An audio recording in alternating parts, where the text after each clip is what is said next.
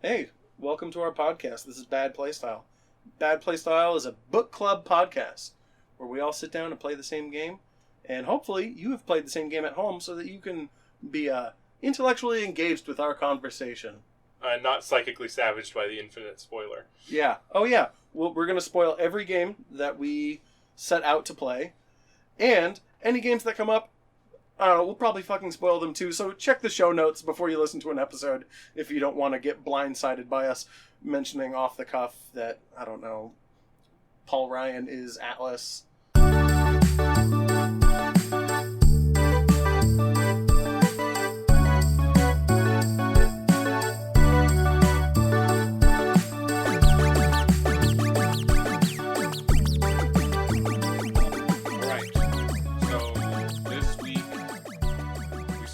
Brigador.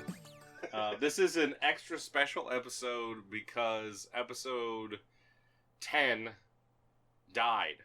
Died alone. It died alone.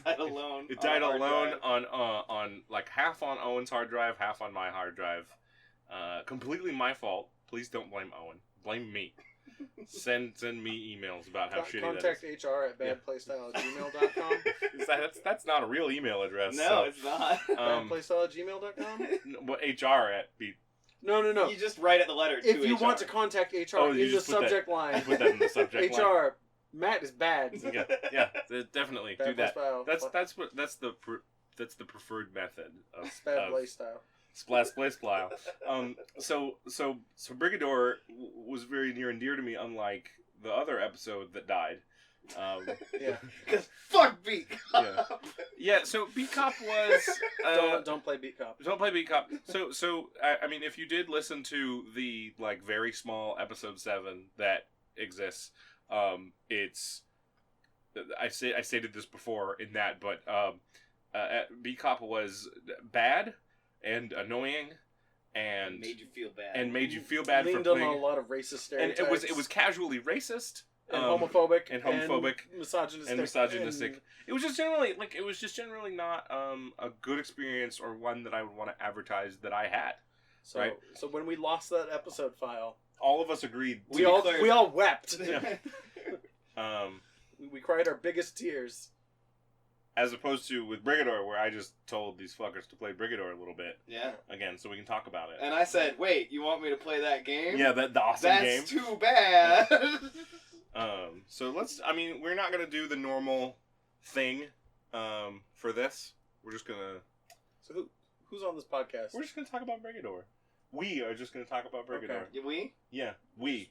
Who's we? We're the royal we? Yeah. So what is Brigador? What is this game? Well, my name's Matt. My name's Keenan. And I'm Owen. So Brigador, what it do? It's an isometric mech fighting game, but you don't have to be a mech. You can be a tank or an anti-gravity tank. Yeah. Or like a motorcycle. But that's a tank. That's a kind of tank. You heard it here, folks. A motorcycle's a tank. Well, I mean, if you strap a howitzer to a motorcycle and then weld armor plates all over it, yeah, it's a tank. The thing I love about this game is I would believe you if you told me a bathtub with wheels and a machine gun was vehicle, because everything else is believable. So you say bathtub, but in the lore, yeah. the Corvids use bathtubs as the pilot seats, and they fill them with anti-ballistic gelatin. Well, because, yeah. Seen his shit flying through the air in that game? So what is this game? That? What do you do in this game? It's a mech fighting game. You fight mechs. Yeah, it's an overhead isometric, like super old school 2D isometric game. But it's like new. Set on an interstellar world called. What is the planet called? It's Solo Nobre, I think. Yeah, that sounds right. Yeah. No, the planet is Novo Solo, and then the city is Solo Nobre. Yeah. Sorry. That also sounds right. Yeah. But anyway, the whole thing is set on a planet that has been colonized by, I think... In true wonderful, like, cyberpunk fashion, like, 3 groups. Yeah, it was like some European group, some marginalized European group. Isn't it like... And then, like, normal, sort of, white bread, English-speaking fuckos, and then people who speak Portuguese for some reason. I don't know if they're Brazilian or Portuguese, but... I got a Brazilian feel off of them. Yeah, but they call the Madus, the 50 caliber staple machine gun, they called it the Medois. Yeah. Because Portuguese. I hope I'm saying that right. You can send corrections. Yeah. Correct Matt's Portuguese. Yeah. he would genuinely be thrilled. I actually would. Yeah. I want to say. Not kidding. I want to say the European group's like Eastern European. Yeah, something like that. Anyway, the game is fucking rad. So good. The first thing I want to talk about is the music because I'm still listening to it. In my car.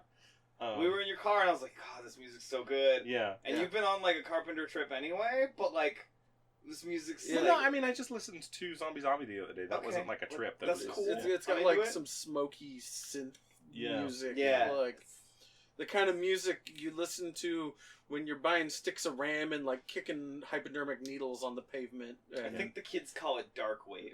You said that in episode 6, and I corrected you again. So synthwave. It's not either of those something things. like that. Yeah. It's got a name that's goofy. Mark your calendars. Keenan was wrong in the same way twice. Well, I was gonna say mark your scorecards. Yeah. Mark your dark wave scorecards. Yeah. It's 2 for 2, baby. Man, 1,000. Don't call things dark wave that aren't dark wave. So the thing I love about this game is I did my little refresher, right? And I popped into my old optimal setting, which was I was using so each vehicle has 2 different types of mounts, and there's like 4 different types of mounts. You get like 2 slots. Yeah, and you get 2 slots, so you get 2 guns, and each of those guns is oh, you're fucking around like sandbox mode. Yeah, I'm talking sandbox mode. I'm just trying to talk about sandbox mode for a minute. So I was doing my vehicle was Arlo, which is a very fast, slow turning. It's almost like an F-Zero. Yeah, I remember that one. I've read a weird anecdote about F-Zero. Yeah, go for it. You know why F-Zero is a game about racing hovercraft? No. It's because it saves space on the sprites to not have turning wheel that animations. makes sense. That's fucking Because hilarious. then you just turn the sprite a little bit. You just have to have one set of sprite for each angle of the vehicle. Yeah. And there doesn't have to be a driving one. Yeah. And that's why F-Zero is not cars, it's hovercraft. Well, that's a. I mean, that's I love weird shortcuts like that. That's a good reason. I mean, is that from that Twitter thread about shortcuts in games? No. That was just a thing I came across somewhere, but yeah. Yeah. All right. Anyway, sorry. I was driving an F-Zero. Playing Arlo, driving an F-Zero. Playing Captain Falcon. I'm actually, it's more like the Japanese guy. I don't remember his name. I'm not a Nintendo expert. His F-Zero is Arlo kind of looks like it. It's the right colors, right shape. Anyway, so Arlo has 2 smaller mounts. I think it has. I don't remember the exact names of the mounts, but so I have a laser gun that fires a shotgun spread of laser blasts. Shotgun laser's fun. Yeah, shotgun laser's super fun. It's really good for people. It's really good for people, and it's really even better for shields. Oh yeah, okay. So like things with shields, just their shields are gone. And then the other weapon I'm using is the radiation shotgun. Yeah, which is the Black Hand. And the thing that's really cool about the Black Hand is that it shoots through buildings without destroying the building. So you can be on another side of a building and just. And you hear this like spray sound, which is the radiation happening, and then their health just starts going down. That gun's also completely against my combat doctrine. Yeah, it's like hitting them with like a neutron bomb. Yeah, and so you drop the bomb, you kill all the people, you keep the city. They get like the Black Hand's radiation is caustic to vehicles as well, so the vehicles explode, but not houses, but not the buildings. Yeah. So most of the infrastructure. Not sure exactly how that works, but I'm not I'm not a weapons expert in this universe, so whatever. But anyway, so I like to just sort of like fly sideways through the streets everywhere, blasting people on the other sides of buildings, and then when people get in my face, I blow their shields off, circle around them, and wait for their health to expire, because the Black Hand puts a heavy dot on whoever you shoot it with. And this was my favorite setup, and I really liked it. But I was like, I'm going to try something different. So I picked up the, there's a Corvid, which are the weird anarcho-punks. They're the like dirty cyberpunk. They're the ones who stack vehicles on top of each other. They're the anarcho-syndicalists, because they're all the people who work in the factories that make all these mechs, and so they and make all these cars and shit. They're big into life hacks and upcycling. Yeah. God damn it. Okay. Yeah, Yeah. makes them sound way worse than they are. I mean, they're pretty idiots, but yeah. They're the freegans of this cyberpunk They planet. really are. They have really stupid vehicle designs that There's just one work that's like the because 18 you, like, van on treads with another car and a tank Yeah. on top Well, of it. most of their vehicles are like more than one car. It's like stapled together. Yeah. With a bathtub full of ballistic gelatin Yeah. with a dude in it. Yeah. The dude jack. So in the lore, it talks about how Corvid vehicles are designed so that bullets will just go straight through them, so that when the pilot dies, you can just slap another one in there, because the Corvids have lots of dudes. Hooray, doctrine. And then all of their big cannons are smoothbore, because why would you take the time to put rifling in it? It's just gonna fire a boulder anyway. Like, Sure. who the fuck cares? What was it? Oh yeah. So I decided to do the one that's a reference to there's a mech that, or not a mech. It's an Agrav tank. But it's fucking. Is it the really tiny one? No, it's the one that's the dude's car from Escape from New York. Oh, yeah. Yeah. And it's called, what is it called? It's like a reference to something. It's like A number 1 or something like that. No, it's called the Duke. Yeah. It's called the Duke because it has the fucking chandeliers on the hood. Anyway, so Just like the Duke. So I mounted. I forget the names of the weapons that I mounted on this one, but I mounted a like a sabot shotgun, and then the other one was a medium fire rate, like flat artillery cannon. Yeah, that one's really good. But it shoots these shells that, like, very minutely hit stun whatever you shoot with them. So it makes them really easy to hit with low fire rate stuff, or like stuff that has high travel time, which the sabot shotgun does, because you're firing like basically a cloud of shrapnel at them. Okay. Right? So I was doing this combo, and it was super fun because I realized the thing that the other setup totally lacked was any penetration capability whatsoever. So when I was firing this cloud of shrapnel, when it hits something, it doesn't stop. Right. It goes right the fuck through it and hits whatever's behind it. Yeah. So when they all crowd up, like they do. Well, and it was also true through buildings. So Yeah. I would fire this thing through a group of buildings, and it would hit whatever was on the other side. That I'm into. Yeah.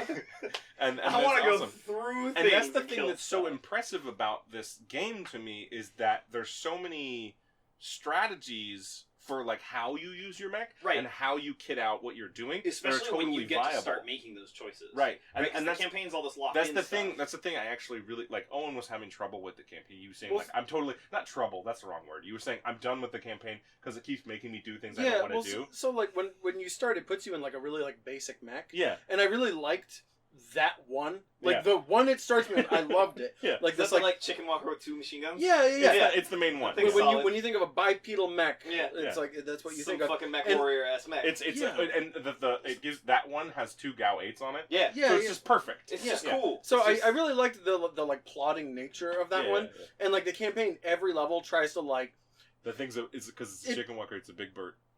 Yeah. So every mission, they make you try new food. Yeah. And they give you new vehicles. Well, it's every 4 missions, but yeah. Yeah, but there's a segment of them. Yeah, but like I got really fucking fed up with that because like every time I found something I liked, it's by the time you find something, it's now you making have to me make do a new new thing. one. And so at one point in the campaign, it gives me something that's even bigger, slower, and more plotting than the original mech, which is the treehouse. Yeah, the treehouse is which is rad. which is my favorite because it outplods my first love. Well, the thing about the treehouse that's great is the canister gun.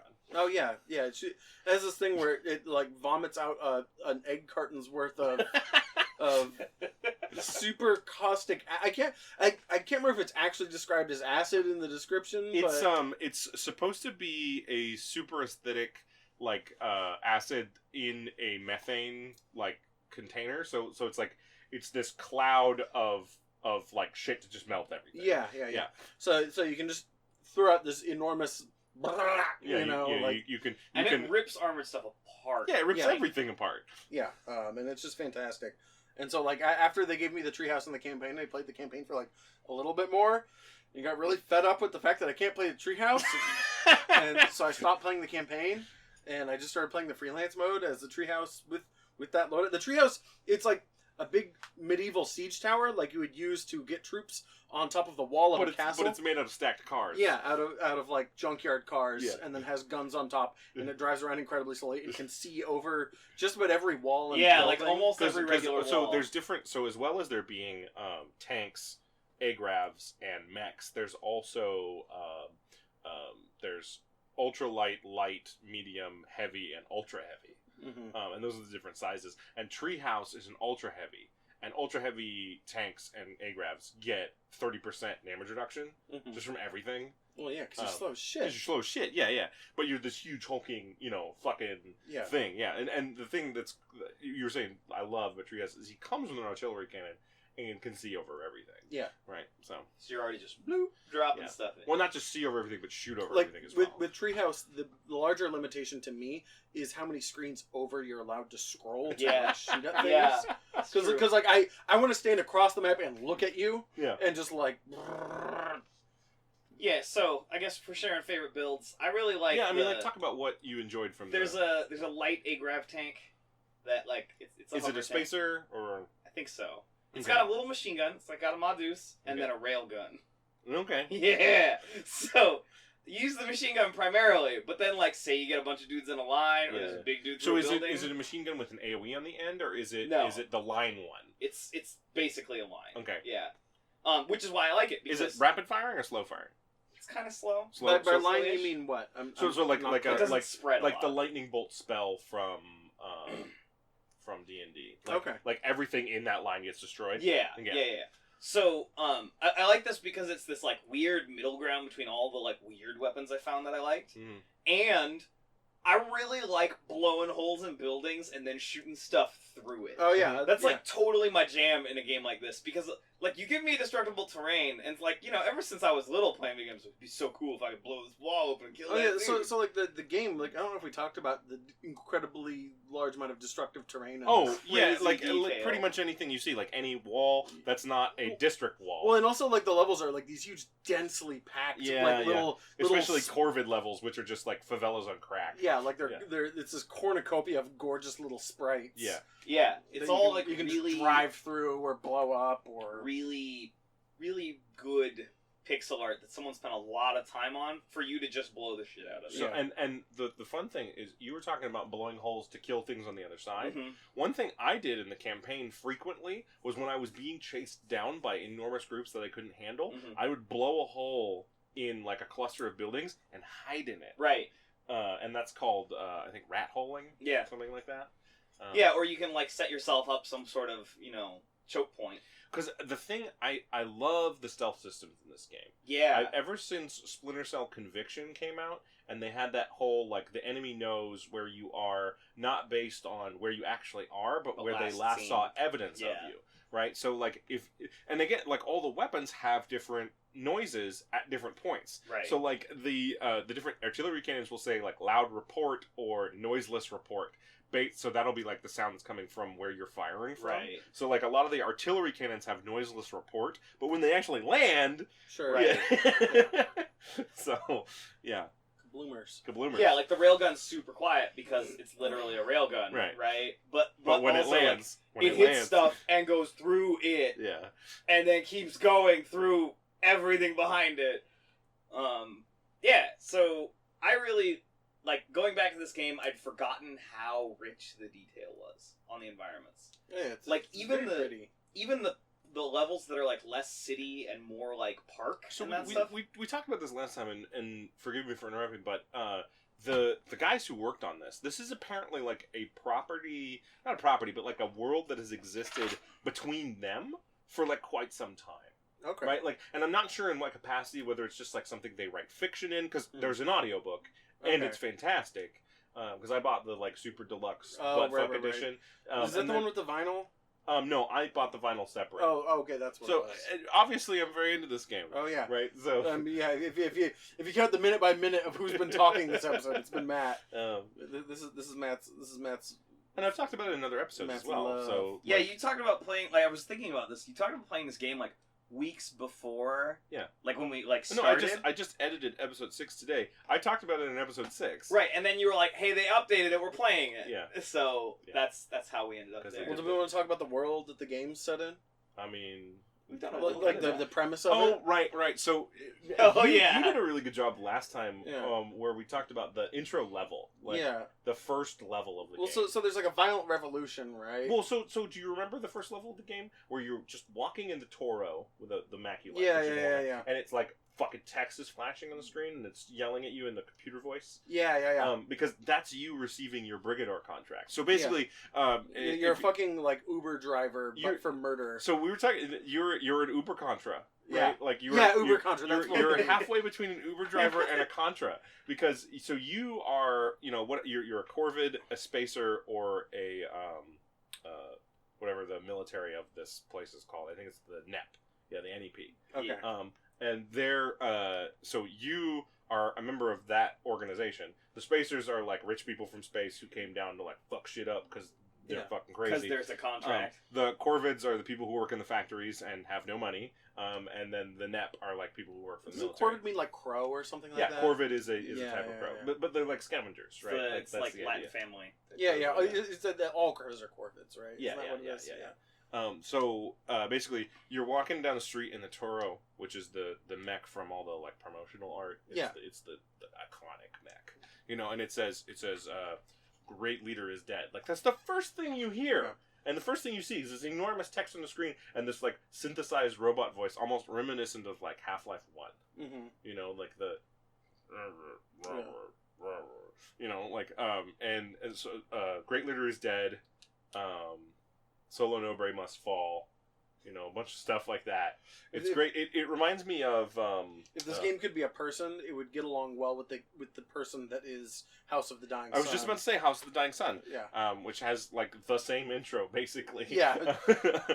So yeah, I mean I remember playing this game for the first time. I thought I was like some sort of Revolutionary War hero. A la Hugo Chavez. Yeah. But no. No, you're just a... I'm a dick. Yeah. Because so in the campaign when you play the 4 missions and then you leave, what that's supposed to be is so when it gives you the choices on each of those sets of 4 missions, there's 4 pilots that are like in a set for those 4 missions. Sure. What it's supposed to be is each of those pilots doing one of those missions, and then all 4 of those pilots getting in a spaceship and leaving the planet forever because they can never come back. Oh yeah. Because each of those missions, the exit point is a spaceship. Yeah. So I looked it up. Brigador on Steam, 10 out of 10. wow. Yeah, so that's pretty cool. Brigador on Metacritic, 70 out of 100. So fuck everyone Well, else. whatever. Metacritic's horseshit anyway. Yeah, we know that. that. Fuck Metacritic. Rock Paper Shotgun did a review for both games, What, like the re-release? the regular and the re-release. Okay.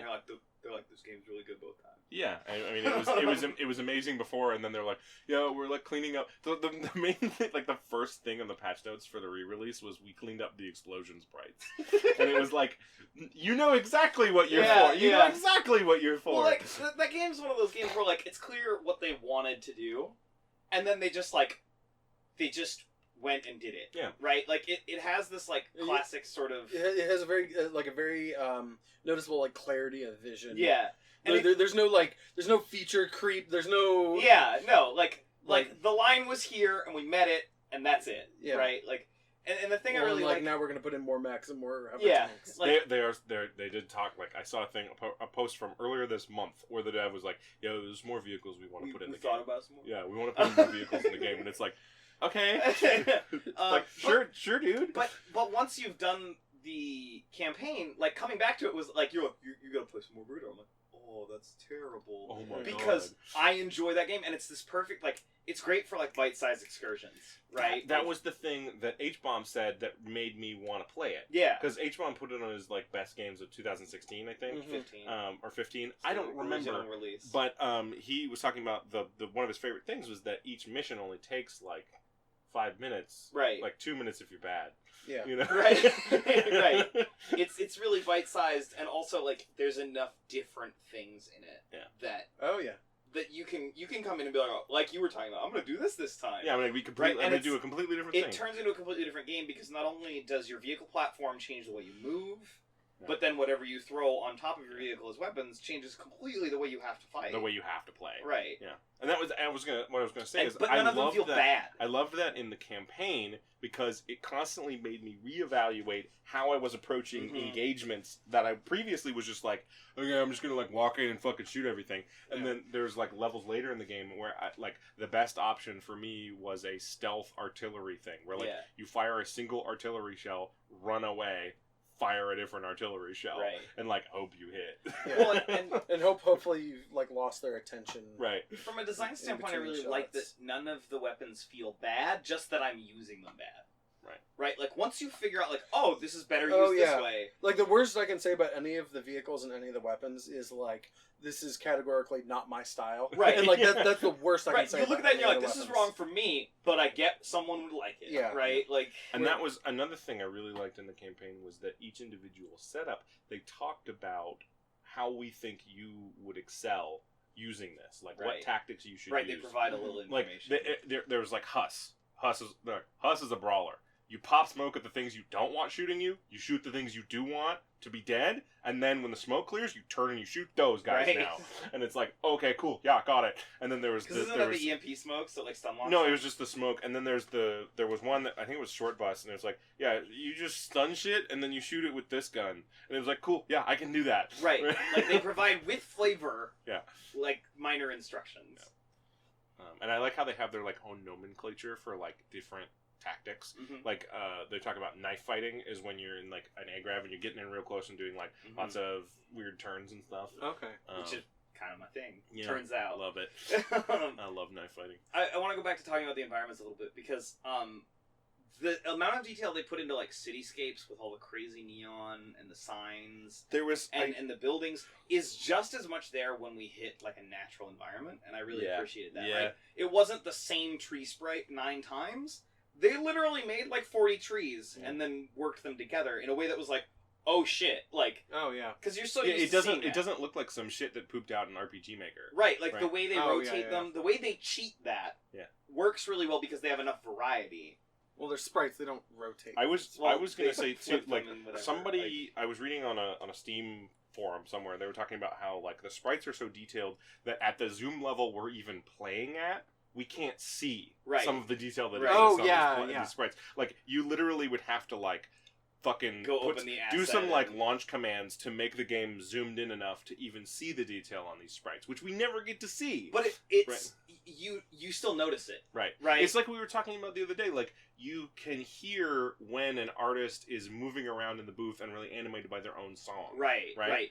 There's this energy inside all of that detail that you don't necessarily need to see to understand that they've built it out and care about it. Right? Feel the love. Also, explosions are crazy dangerous in this game. Oh, yeah. I can't count how many times I accidentally blew up something explosive and just had to start blew up like over. a gas station So, sitting too close to like a depot that I was about to blow up. Yeah. And then just like, boop, you're done. You're like, I'm gonna put a tank shell through... Oh, I'm dead. Or like, worse than that is like I'm next to the depot and I'm filling up and I'm shooting at a moving target and the moving target strafes behind the depot and I'm like, yeah, fuck it, man, just keep shooting, you know? And then like my line of fire just enters the ammo depot that I'm filling up at and the whole thing just... I was like, cool, I fucking deserved that, that's for sure. So there's the A-grabs have the butt stomp move where you can like slam the ground. It seems really bad for your hovercraft. It doesn't do anything. The dude's under your hovercraft. Yeah, no, like I get that, but like the idea of like building something as delicate as a hovercraft, and it's like, you know, it's a cool trick with a hovercraft. Slam it in the ground. Crash it into the ground on purpose. So and then the mechs have the stomp move, but then the tanks have the hit the gas pedal move. Yeah, the charge. I cannot tell you how many times I have hit the gas pedal into a gas station or a fuel pipe. Because you just don't realize it's that. Yeah. Because so much other stuff looks kind of like that. Yeah. I remember that there's in the tutorial of the game, they're like, here are all the things in the game that are explosive. Yeah. And please, like, take this time to review. They try to warn you, and you're like, yeah, whatever. And then you pay for it. That should really be like a loading screen tip. Is like, hey, in case you forgot, these are all the things that are explosive. These are the markings that gas stations have. Just in case you forgot. Just be cool, man. Yeah. Was there anything that you guys didn't like about this game? Because there's honestly, for me, yes. There's the thing with the the orientation versus. I was going to talk about that. Like that yeah, control it's got some scheme control options. So the orientation options aren't clear because there's 3 yes/no statements for it, which is weird compared to what I'm used to. I think it's good in the long run It because is, then you can have the control experience you want. Like, to I have. literally, you came in and was like, do this, this, and this, and try that, and I was like, okay, this is good, but I need this. Like it was this weird process because it wasn't as clear as I'm used to seeing as far as control methods. Yeah. I think it definitely they could do a better job of like surfacing those options to you right away. Yeah. Because like the way tutorial must just be like, hey bro, how do you want to do this? The default controls for this game rubbed me very much the wrong way, and like it wasn't immediately obvious how to remedy that. Right. Granted, like once I dug in the options and found the thing and Oh. flipped the switch I like, it controlled the way I liked. We should say I played this game entirely with the controller. Yeah, I Keenan did too, but Owen, you played with the. I played with a Steam controller. It was horrible, and then I played with the keyboard, and it's fine. Okay, cool. I like the Steam controller. I'm a Steam controller apologist, but I do not like the way this game handles on it. The Steam controller's fine. No one needs to apologize. So not only is the music really good, but even the regular sound design is super duper good. Yeah. Each gun sounds different. I'm sitting here thinking about it, right? And like the howitzer that I like, it has a sound, and the sound provides all of the like weight that it needs, right? Like there's a little bit of a muzzle flare, and when the thing hits, there's a cool explosion. But like without the sounds, because of like how zoomed out we are from the level of detail, like the sound brings a lot home on this game. That if it were bad, I don't think I'd like this game as much, right? Like the thoom out of the cannon, and then the round hitting and everything exploding, and the trashy sounds with that. It's got some Devolver good mouthfeel to it. Yes. Which is a thing I think we've sort of. I've never put a Devolver in my mouth. What's that like? No, okay. Well, I mean, have you ever licked the Hotline Miami? But he's the worst person. Is that a sex move or a drug? Yes. I don't know, man. I think that's more up to your partner. It reminds me of like Luftrausers is the lo-fi version of that. Okay. Where the sound quality is a huge deal in that game because visually that game is like kind of Game Boy, right? Like, but it between that and the few effects that they have in that game and in this game, it really like brings home the life in it. In a way I really I played a bunch of like Metal Slug the other day, and I can't help but draw a lot of parallels. So the excellent sprite work, the fantastic, phenomenal sound design, and the good feel of the game. Right. But like, it's super weird thinking about how like important each individual aspect that could have easily been dropped in something like Brigador is actually like super important to it. Like Duskers is another good example of that where it's not particularly complex, but everything's balanced just right to bring that in right. Really feel the love on it's this good. One. It's got good mouth feel. Good game feel. Good Ludo feel. Ludo feel. Is that? That's a thing. That was a good gesture. Yeah. Killing it on radio there. Yeah. I wasn't gonna say anything. No, it's fine. I wanted to make it weird. Whatever, dude. Closing thoughts on Brigador.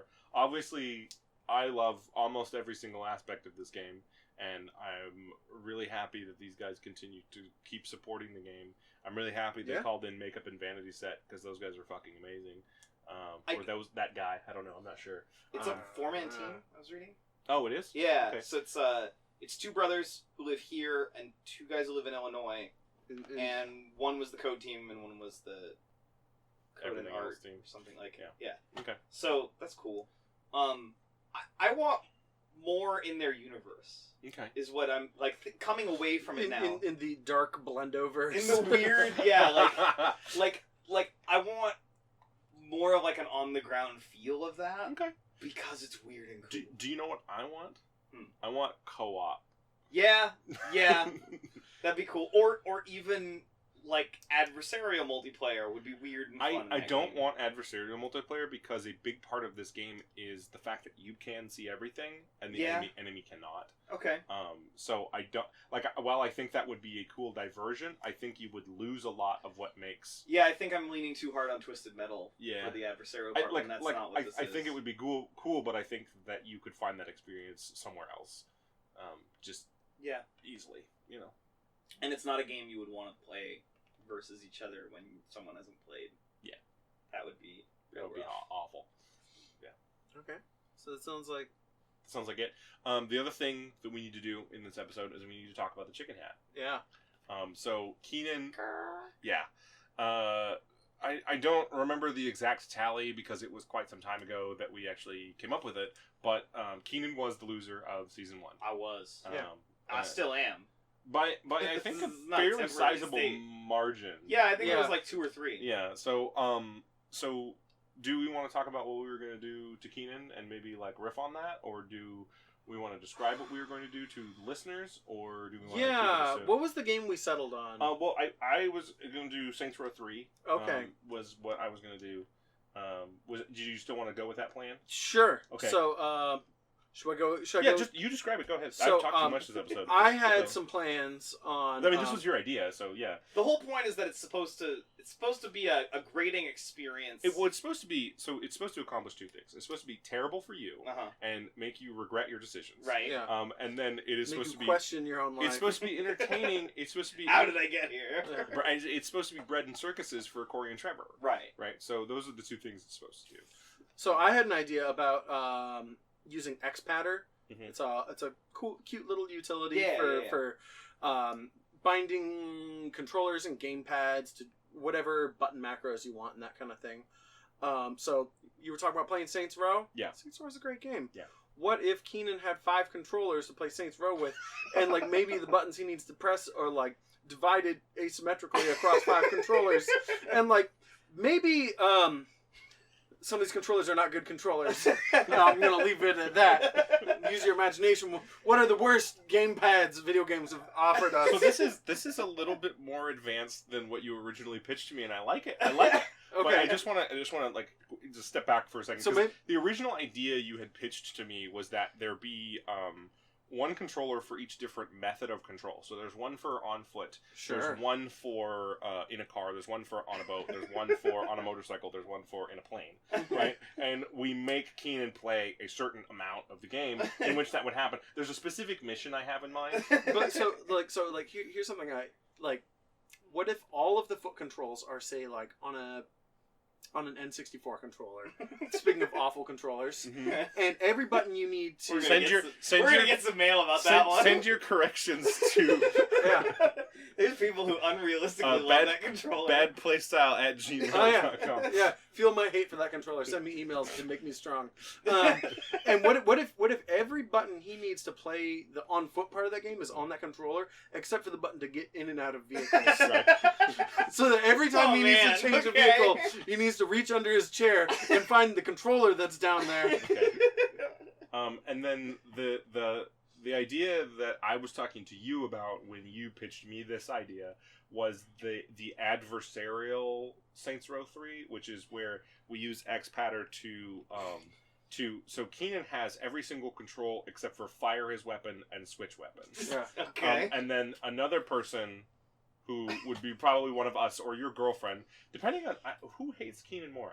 Probably Bree. So Brianna, your girlfriend, would have access to the switch weapon and fire weapon buttons. Oh, right? But I'm aiming? No, yeah, you're aiming. Okay, so it's just a surprise. No. So here's the thing. what if he has to say please? So your goal.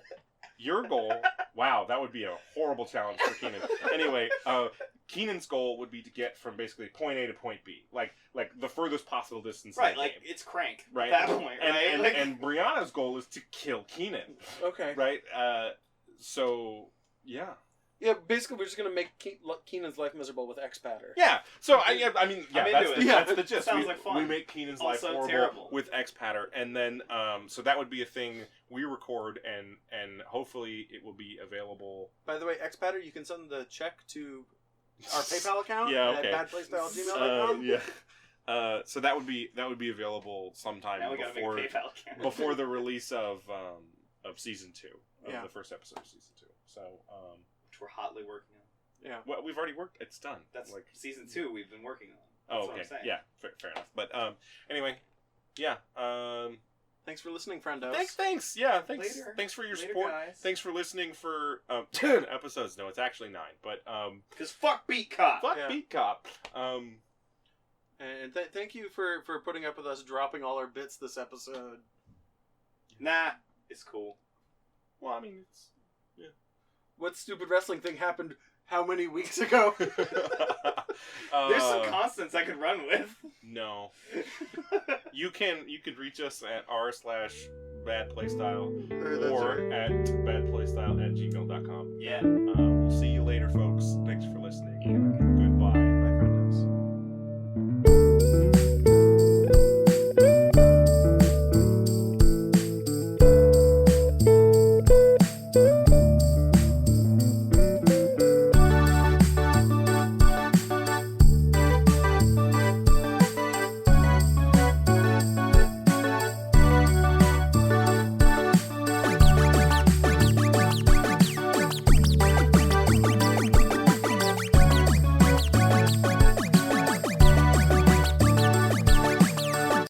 Our theme music is made by my good friend Benjamin Busey. You can find his SoundCloud at soundcloud.com/basicbenji206.